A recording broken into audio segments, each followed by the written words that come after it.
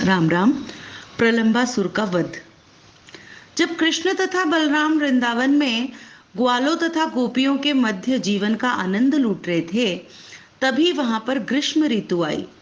और भारत में ग्रीष्म ऋतु का तो कोई स्वागत करता नहीं, क्योंकि इस मौसम में तो बहुत गर्मी पड़ती है और सूर्य देवता खूब तपते हैं।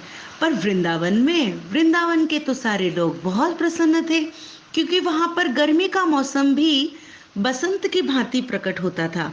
और ऐसा इसलिए होता था क्योंकि वहां पर कृष्ण और बलराम जो रहते थे, और वृंदावन में खूब झरने थे जिनसे निरंतर पानी गिरता रहता था, और उनकी ध्वनि इतनी मीठी होती थी कि मन प्रसन्न हो जाता था। वृंदावन वासी सूर्य की झुलसाने वाली गर्मी से कभी भी तपते नहीं थे, क्योंकि वृंदावन में हमेशा हरी घास लहराती रहती थी। कंज और उत्पल जैसे कमल के पुष्प खिलते थे, और पक्षी कलरव करते थे, सदैव फूल खिलते थे, मयूर कूजते थे, कोयले पंचम स्वर में गाती थी और मधुमक्खियां गुंजन करती थी। अतः आनंद कंद कृष्ण बंसी बजाते और अपने बड़े भाई बलराम तथा ग्वाल बालों और गायों के साथ वृंदावन के सुंदर वन में आनंद लेते। अब इसी तरह आनंद लेते लेते एक बार क्या हुआ कि प्रलंबासुर नाम का एक असुर उनकी टोली में बलराम और कृष्ण दोनों को चुराने के उद्देश्य से घुस आया।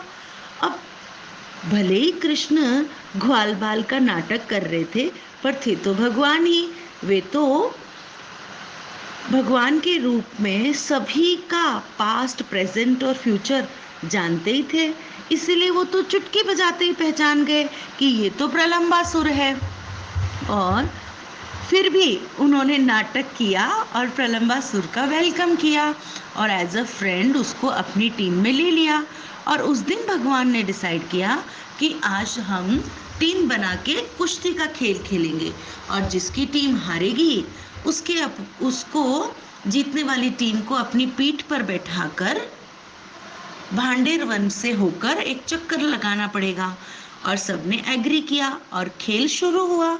अब खेल खेल में श्रीदामा और वृषभ सहित बलराम की टीम जीत गई।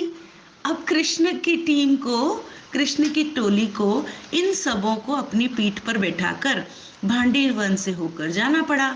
तो भगवान कृष्ण ने हारने के कारण श्रीदामा को अपनी पीठ पर चढ़ाया और भद्रसेन ने वृषभ को।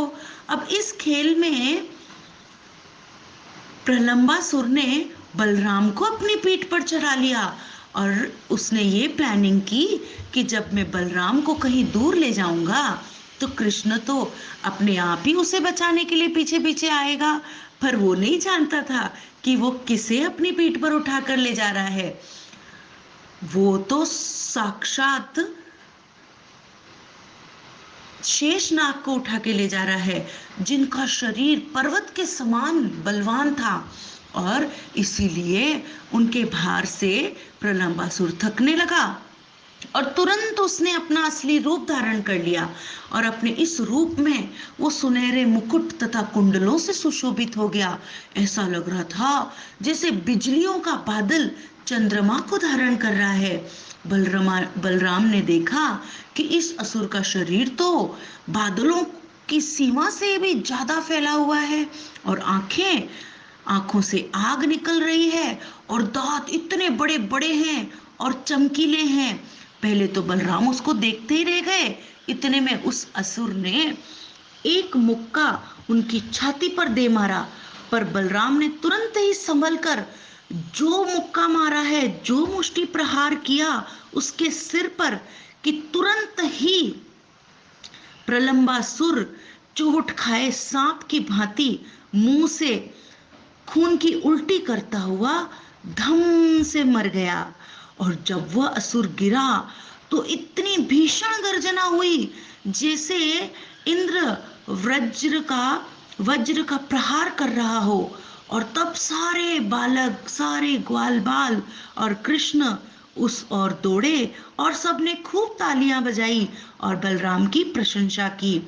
और स्वर्ग से सारे देवता अत्यंत प्रसन्न होकर बलराम के ऊपर पुष्प की वर्षा करने लगे। और इस तरह महाअसुर प्रलंबासुर को मारने के लिए उन्हें आशीष और बधाइयां दी। नारायण नारायण।